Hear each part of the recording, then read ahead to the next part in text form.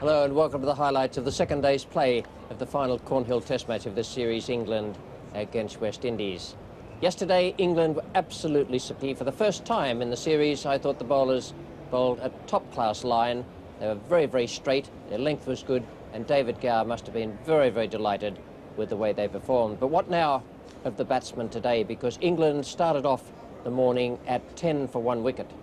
Yesterday evening, they had to bat for 20 minutes, and they lost Chris Broad, bowled by Garner for 4. We pick up play now in the second over. Graham Fowler is the batsman. There are 3 runs added, and Joel Garner is coming into bowl.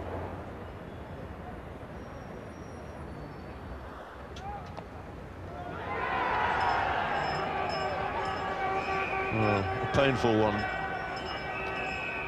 Again, a late movement off the pitch.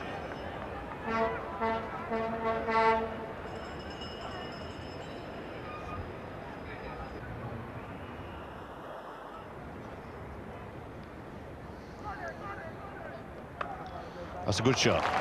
Nicely into position, forced off the back foot. Gomes giving chase. Should just cut that off. Little back heel. And the left-hander with a good shot there. Goes on by 3 more runs.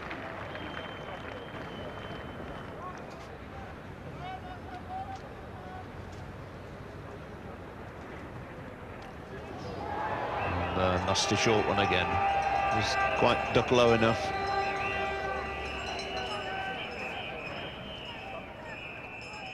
Must have done some damage, that, because it was absolutely straight on. It didn't bounce off anywhere. The ball fell dead. The impact is considerable.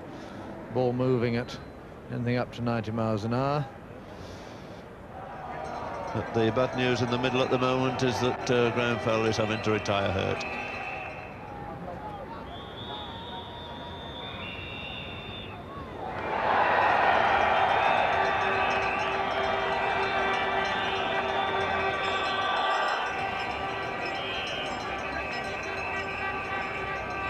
Well, another one, almost in exactly the same place, and Chris Tavers managed to just keep the bat away from the ball.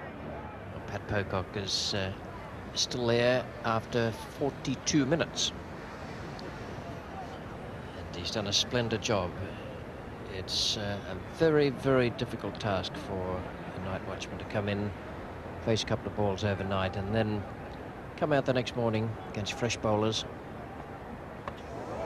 And that was something he couldn't avoid. And we could have done without Marshall's gesture there, telling him to get off back to the pavilion. I'd have thought that was rather unnecessary. Anyway, Pocock is gone after a very good performance this morning. A bouncer, and the catch taken very easily by Gordon Greenidge coming around from 4th slip.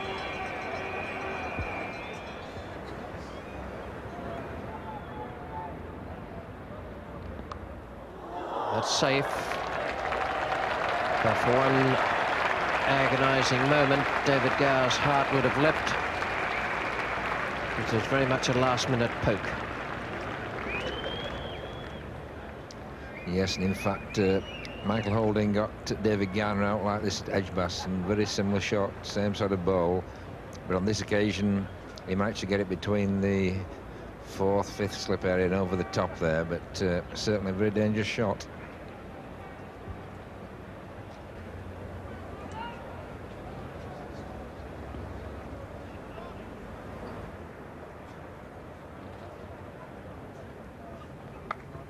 It's a better stroke. The bounce wasn't there for Holding, but Gower was still more across to it and punched it away beautifully through cover point. A class stroke.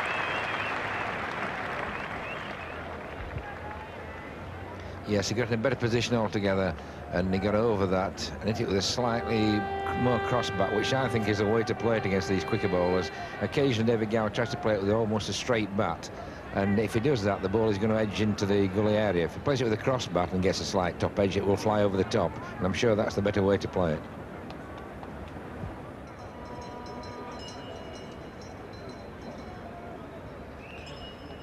That was a nasty one, and he's gone. Just a little flick of the gloves. And a great disappointment there with Gower going to Holding. Caught by Dujon behind.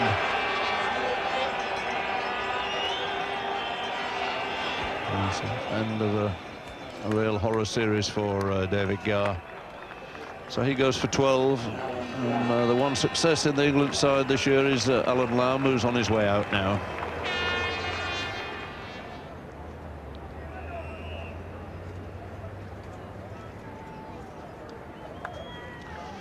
Alan Lamb underway. Just turned that quite nicely. Kept it down, brings him just a single.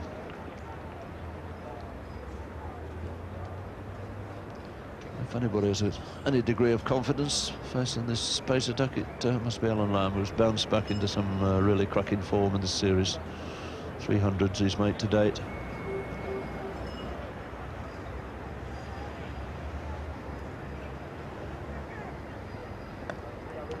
Just dropped the bat on that, but timed it nicely.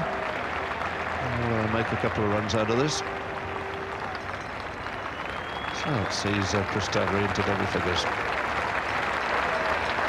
50 also up on the board for England. Taken some little time, but it's been desperately hard work out there.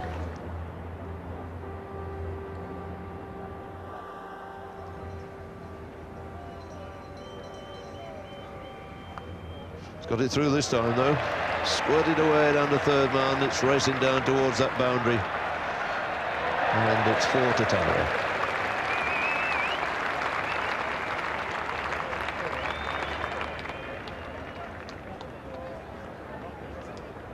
Yes, so it's not often to get it through the slip area, but Chris Taverey managed to just find the gap between them there, and it sped away for 4 runs. You don't need to put any power into it, it's just a matter of playing it if you can find the actual gap. The light worsened just before the luncheon interval, and in fact the umpires went off 10 minutes before the scheduled time for close of play for that first session. And they were also having lots of other trouble, because several times they had to go and ask the spectators on the western side of the ground if they'd mind turning off their transistor radios. It was very, very upsetting for the batsmen. I can assure you that there's nothing worse than being out in the centre and having that sound blasting across you. 57 for 3 at lunch. Taverey was 15 and Lamb 4, and it was really a very, very difficult session as far as England were concerned. We pick up play now in the 4th over after lunch. 7 runs have been added to take the score on to 64, and it's Michael Holding coming into bowl. Chris Taverey is taking strike.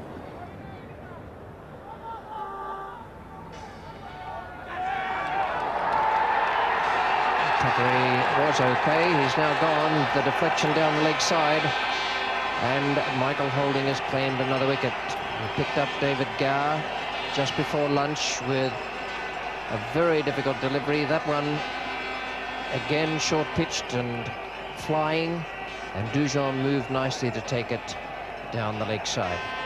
So England in trouble now, 64 for 4. Lamb is not out 10.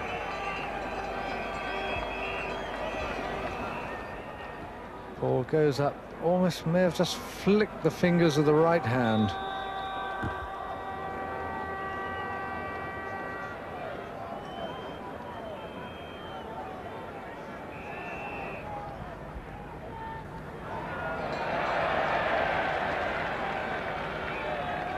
We'll have to go. Dubai is signalled. That was a brave piece of running.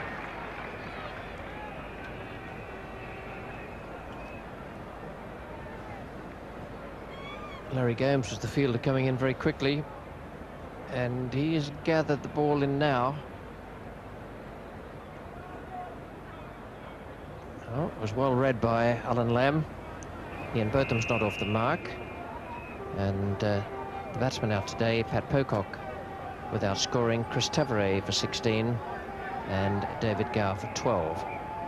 And very nearly Ian Bertham before getting off the mark. Very good delivery, that.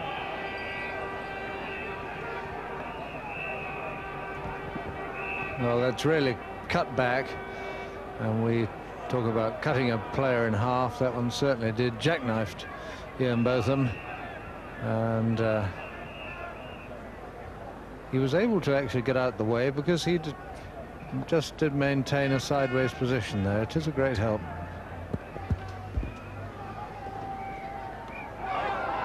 Very close indeed.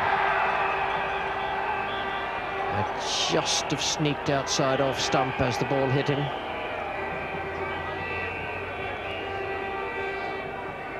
Yes, now watch that left pad come across. He's really thrust that left pad across.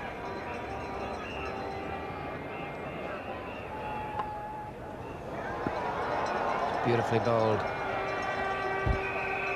So the short ball followed by the Yorker right up in the block hole.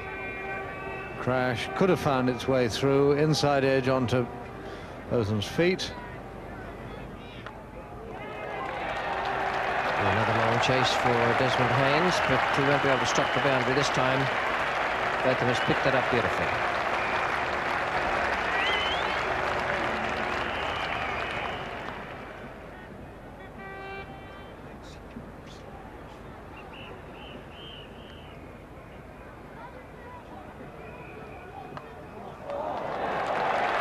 Just flicked the tip of Holding's fingers.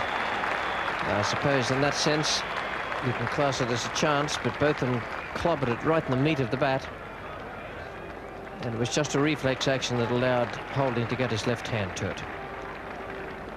It's 83 for 4. Botham's gone to 14. He's gone past Lamb now, who's on 12.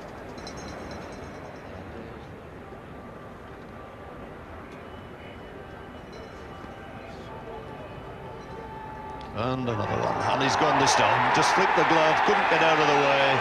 West Indies are delighted. Botham's gone for 14, and real trouble now for England. 83 for 5. So in Botham caught between two minds there. He was going to play, then he was going to get away. Tried to pull back.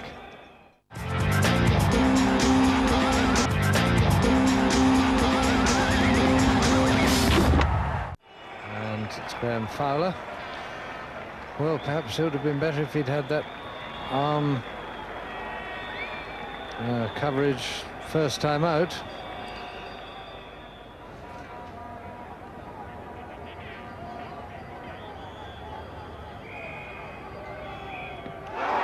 And that's out to LBW. Lamb goes. Marshall strikes again. And for the first time, I think we saw a case there of irregular bounce.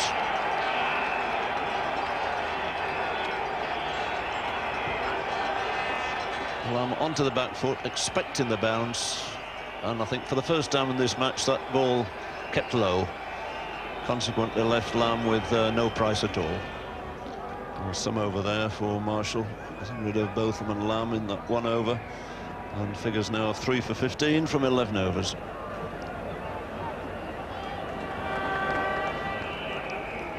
Fowler settles down to face Holding.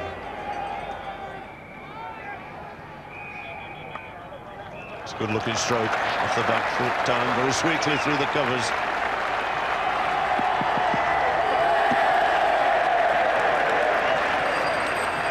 And that won't do Graham Fowler any harm at all. Good to come back after taking a nasty blow and play a really class shot there.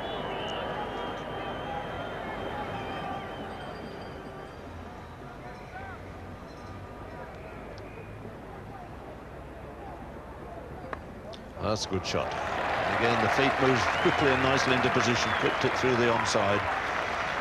Desmond Haynes roaring after that.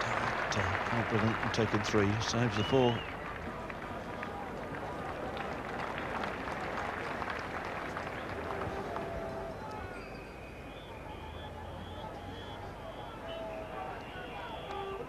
And he's gone for a hook shot. And, brings 100 up, brings a single. It's not a shot that you see Graham Fowler try very often. So 3 figures on the board finally for England. Those come up in the 40th over.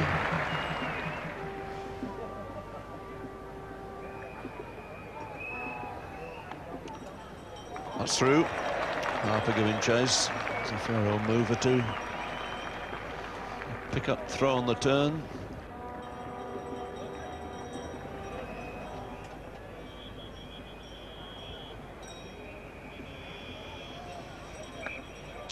Plenty of runs there. No mid off. Just pushed nicely A little right-hander. He's coming back for 3. Good run in.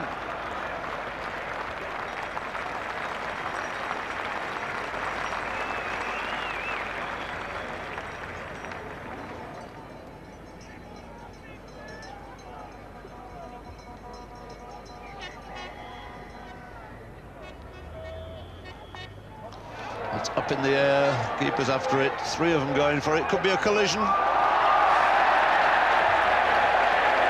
Let off there for Chris Fowler, not whether anybody shouted or called. But, both Marshall and Richards colliding there. But, I would have thought that long leg running in here had a much better chance than slip or the keeper going backwards. And, surely Marshall should have shouted for it. Just out the corner of his eye, saw Richards appear at the last minute and withdrew. That's gone. Yes, this time Richards made no mistake at slip. Widest delivery, and this time Fowler not quite there to the pitch of the ball, the outside edge. It's 116 now, and Fowler, who's made top score out there, has gone. Yes, in fact, Fowler never really got across to this. His leg's gone about middle stump and his bat's 2 feet away from his body. The ball's a foot outside of stump, and really it wasn't quite a full half volley, so there's only one place that ball could go, and that was into the slips, which is what happened.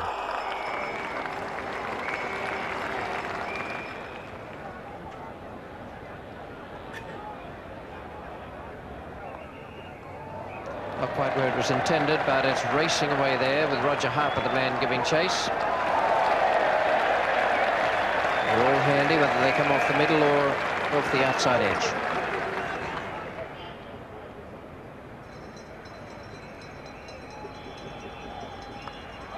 Just out of reach of Roger Harper, 4 runs. Well, Clive Lloyd has been having a long, hard look there at the slip formation, trying to decide if he can afford a man from somewhere else to fill that gap between slip and gully. That's exactly where the ball went. And that couldn't be a more straightforward dismissal. We've seen it happen a number of times where the batsman is not quite sure whether to go down or let the ball go, or in the end play a stroke.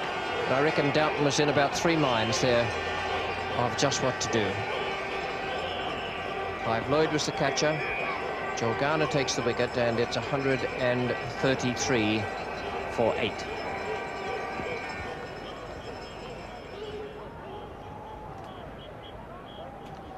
Let's see what Paul Allett's got to deal with. Well, that's a particularly good shot. Moved his feet quickly, expecting it short, flicked it away to the leg side. Coming back for 3, that's good running.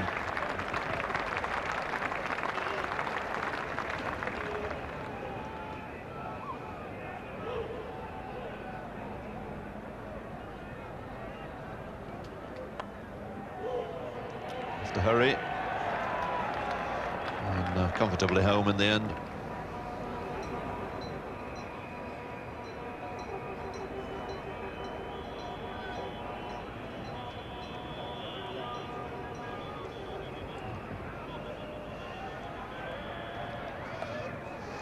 He's laid a bet on that, and not many people have done that to Marshall today. Lloyd has got 4 for it. A very bold shot there from Paul Allett. And it's brought up to 150 for England. There is the Crystal Palace mast in the distance.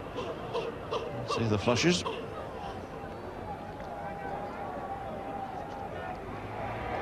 So Marshall to Allett. And that didn't take long, did it? First ball, a fuller length for the first time, I think, at late order batsman, and it's paid the dividends. Allett, in fact, late on the shot. 4th wicket there to Malcolm Marshall. And exactly what West Indies wanted. So, if they knock Mr. Agnew over fairly quickly, they might just have an awkward little spell out there this evening.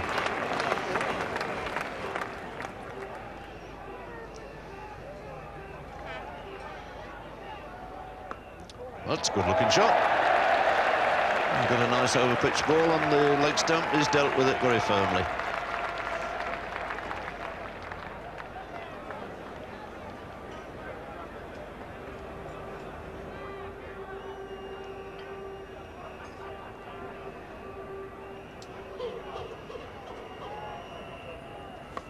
That's another good shot. And again, he got the over-pitch ball on leg stump.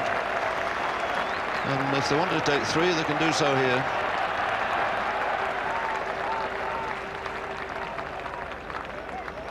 All these runs quite valuable. Takes England nearer to that 190 total. The only problem is that Jonathan Agnew has pinched a strike now. Agnew has made 5. That's the end of it. A little bit unlucky there. He backed away. It would have missed by a good foot. Struck him on the pad and casually went on and removed the off bail. So the congratulations to Marshall, but finishes up after bowling very well with a very lucky wicket there.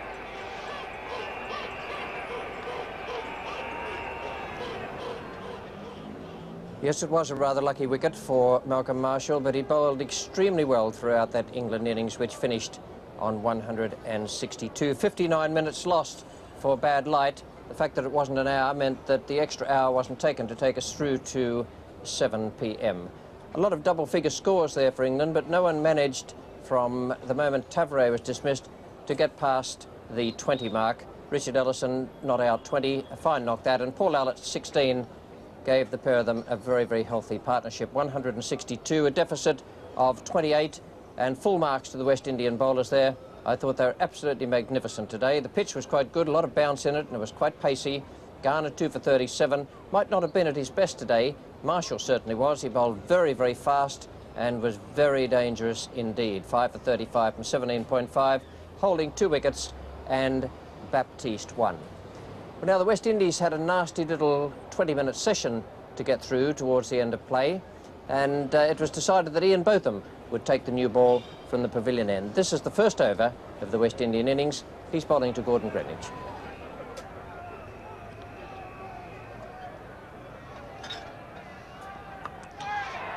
Well, that's short, and Greenwich in position, hooks it away down to long leg, races back for the second.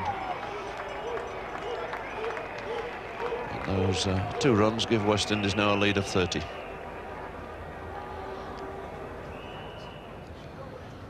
Three slips, a gully, short leg, cover point, mid-off, mid-on, and a long leg for Paul Allett. And that's a confident start by Desmond Haynes. He needs a score. He's had a pretty miserable series, but there's 4 there for him.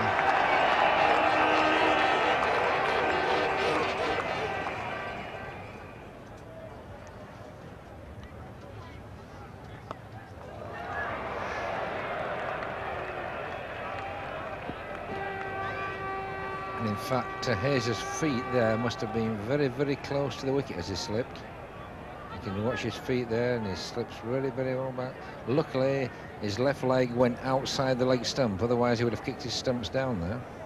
And the right leg, in fact, went farther back as well there.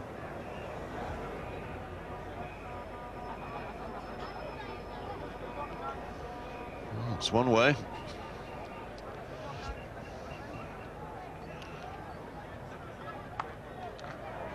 That's placed nicely. Fowler giving chase. He's got plenty of speed. Will cut it off, and they'll settle for 2.